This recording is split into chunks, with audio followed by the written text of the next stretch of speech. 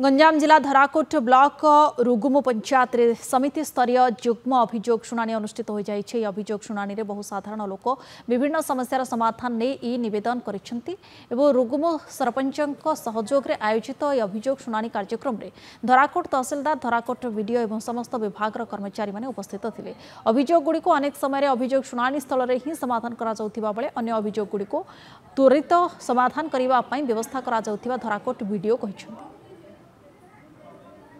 प्रति पंचायत लोक जिलापाल ग्रीभेन्स को भंजनगर किंबा छत्रपुर जीवाई बहुत गरीब लोक ए जगार जाना तेणुक प्रत्येक पंचायत हेले निश्चय लोक मानकर बेनिफिट हम आउ ग्रामांचल जो त्रिस्तरीय पंचायत राज व्यवस्था निश्चय ग्रामांचल ये जनशुणाणीटा हेले लोकंकर आर फायदा से माने बहुत पाई पारि। आगुरु मध्य आमर अधिकारी माने समस्त ग्राम पंचायत स्तर को एवं ग्राम स्तर को जाउथिले किंतु ऑर्गेनाइज्ड वे रे जाउ नथिले।